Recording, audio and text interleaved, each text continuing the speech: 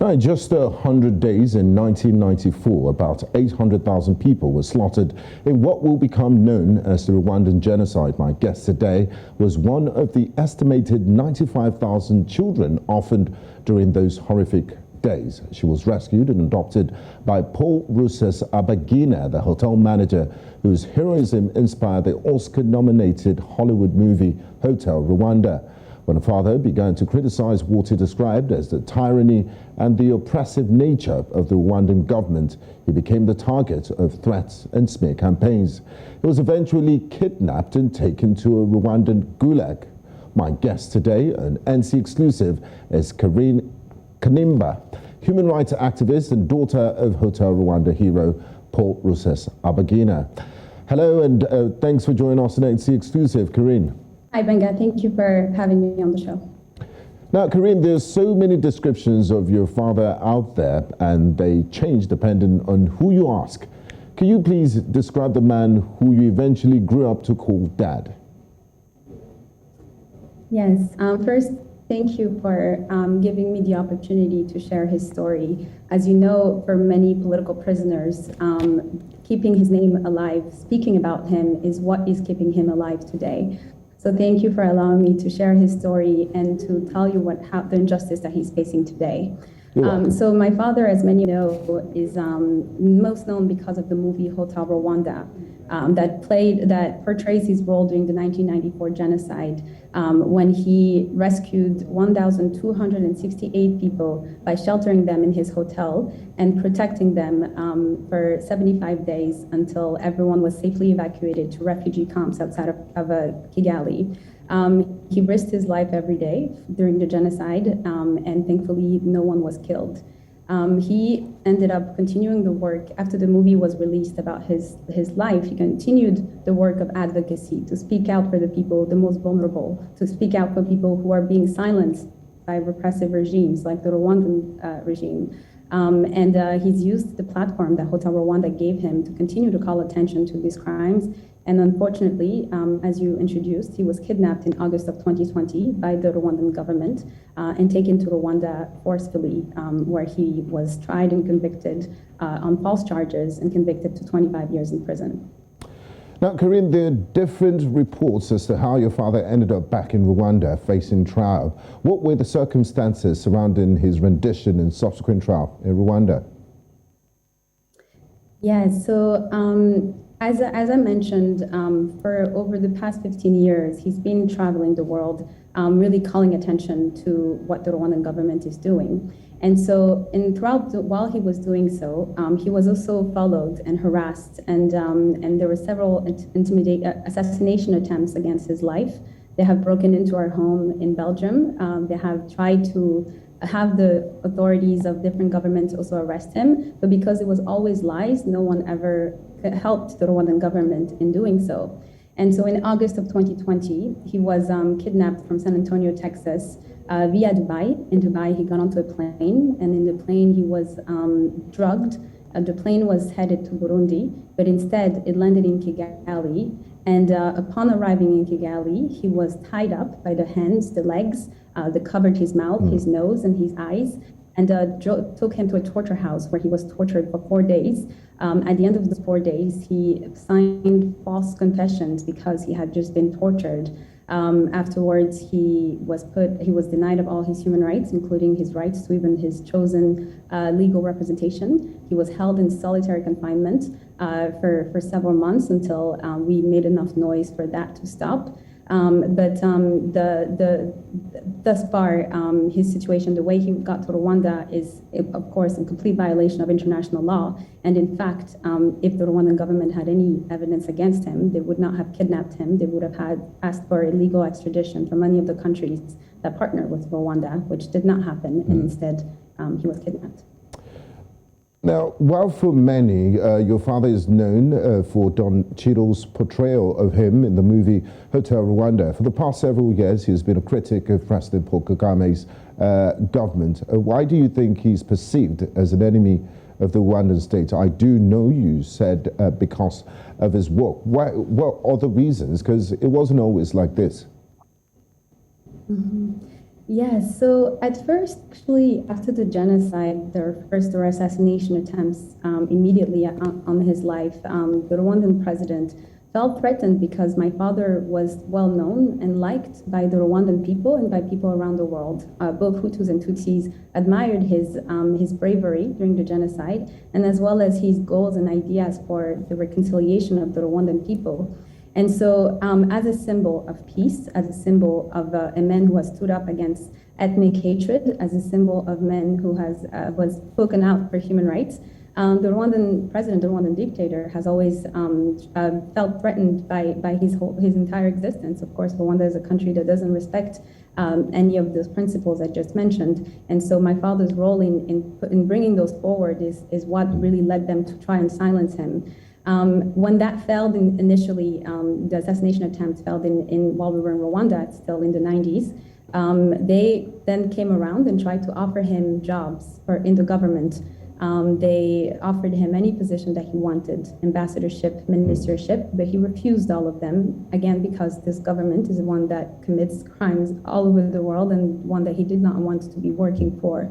And so when he refused those, of course, they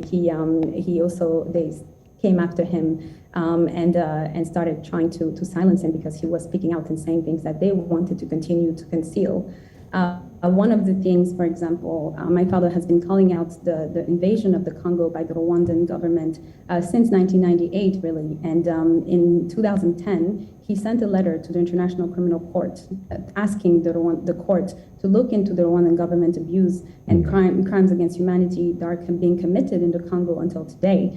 And of course, this is another one of the reasons why Kagame tried to silence him, is because he was calling attention to all those abuses, and those are, as we all know, the PR machine of the Rwandan government is very strong, and they had to try and stop him and smear him so that he loses his credibility, so that he loses the platform that he has in order to speak out against these abuses.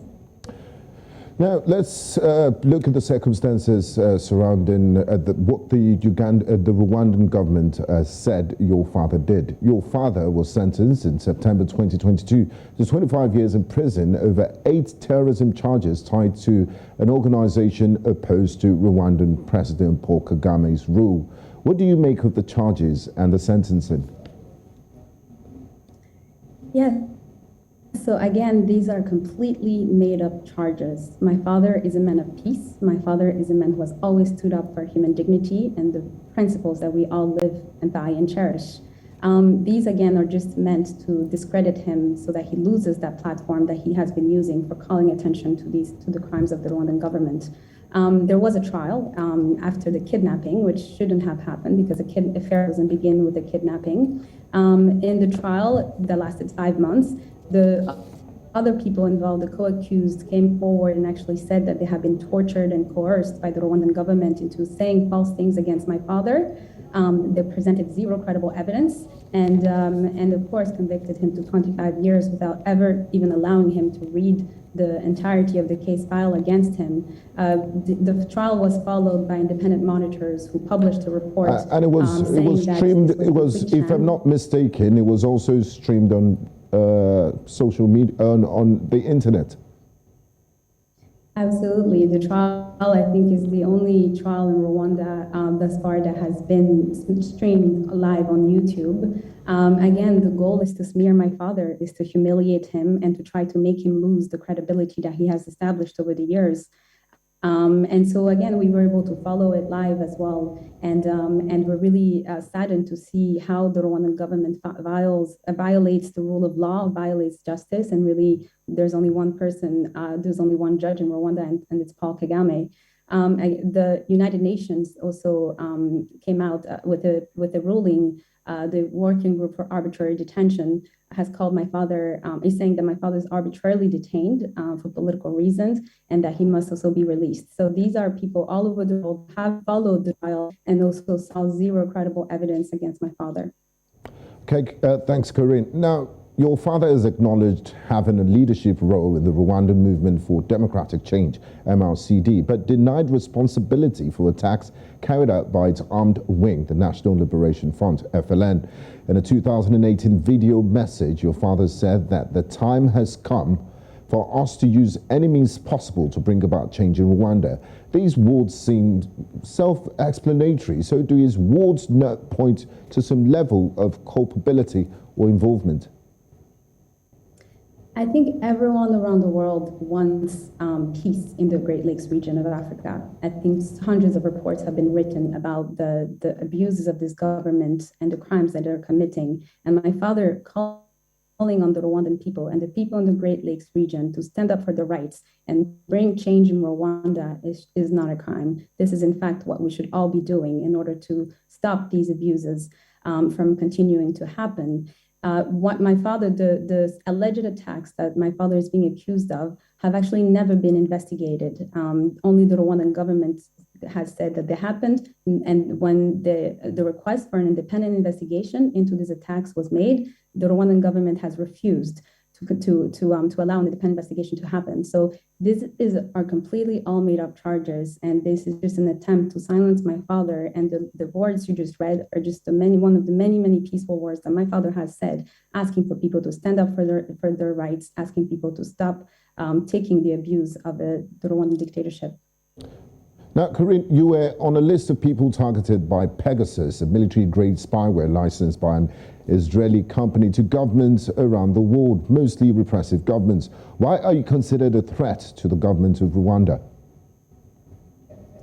Yes, it's quite shocking to know that Rwanda, one of the poorest countries in Africa, would be spending millions to follow me, track me, listen to my conversations, my calls, my messages, and all of that. I think it's quite, it's sad to know that these resources, which should go to the people, are being wasted on harassing people who are standing up for human rights and who are trying to defend their parents like myself.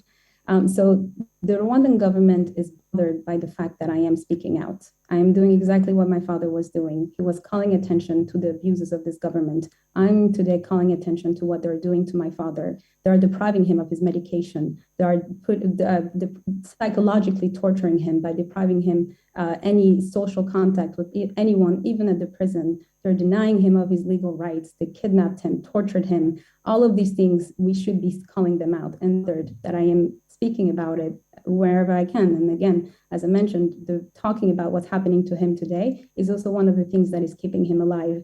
So they want to silence me as well. The Pegasus finding, Amnesty International Security Lab conducted forensics on my phone and discovered the software, and also learned through specific clear forensics analysis that specific instances where they were active and listening to my conversations, which include meetings that I had with foreign ministers, and as well as government officials around the world, calling on them to help us save my father's life, calling on them to hold the Rwandan government accountable for the abuses that they're carrying out.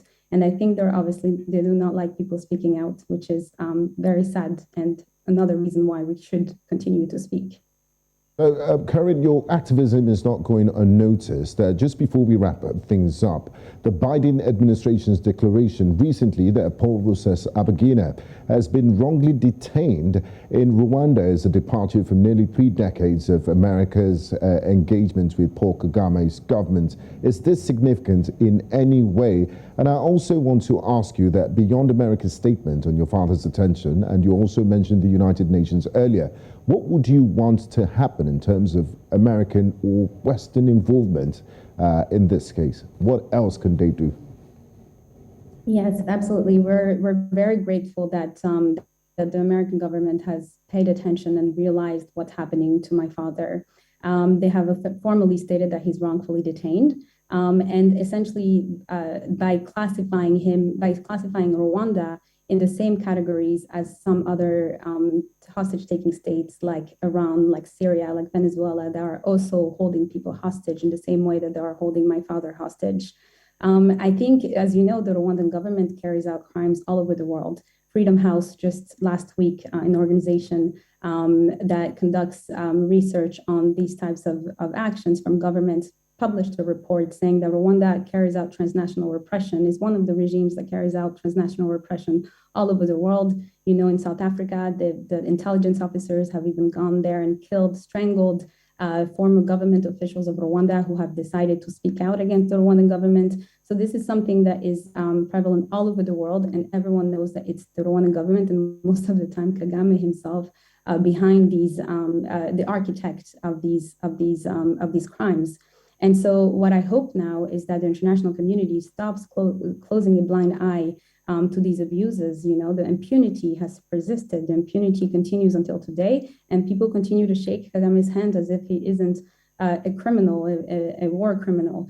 And so I hope that this will change people's behavior towards the Rwandan government. I hope that the leaders in office will use the tools at their disposition to bring about change in Rwanda, to call on change in Rwanda. And also I hope that, and I pray every single day that my father will continue to stay alive and that he will be released from prison because he's being wrongfully detained. He's innocent. All he did was speak out for the people, and he does not deserve what is happening to him today. Now, finally, Carine, your family has been campaigning to get your father released for a while now. What's the update on that? And when was the last time you spoke with him? How is he mentally and physically? Yes, so it has been 650 days since he is being wrongfully detained in Rwanda. And we are using every breath that we have, every moment that we can to try and save his life, to try and bring enough political and public pressure on the government of Rwanda to release him. And we're grateful that the Hollywood community as well, Don Cheadle, who played the role of my father in Hotel Rwanda, along with other casts of Hotel Rwanda, cast from the Avengers, NBA players, NBA coaches like Doc Rivers and Enes Kanter, have also been joined us in advocating for my father. We're all wearing a T-shirt that says "Free Paul Rusesabagina," and the goal is really to continue to raise awareness about his situation and to bring more public and international pressure on Paul Kagame so that he lets him go. I have the opportunity of speaking to my father for only 5 minutes every week. Those 5 minutes are, of course, very short and not enough to really say anything meaningful other than to check that he's still breathing, that he's still alive. And we're grateful that for those 5 minutes even. But what I know is in terms of his mind, you know, my father has always been a strong person emotionally. As you know, he had to have that mental strength in order to save people even during the genocide. And he's always encouraging us. He's always staying positive. I mean, he doesn't want us to be broken down. He wants us to continue to be brave. And so he tells us that he's still trying to hold on and strong, and however, physically, as they are depriving him of proper medical care, we are very, very scared that that something will happen to him and that we will get that call that says that our father has died. So we pray every day, and we will continue to work as hard as we can to ensure his release. Carine Kanimba, activist and daughter of Hotel Rwanda hero Paul Rusesabagina, it's been an absolute pleasure talking to you. Thanks for talking to us on News Central Television. Thank you very much for having me. We do appreciate your time and insight. Thank you. And that's it on this edition of NC Exclusive. We've been talking to Carine Kanimba, the daughter of detained Hotel Rwanda hero Paul Rusesabagina. Until next time on NC Exclusive, I'm Gbenga Aborowa.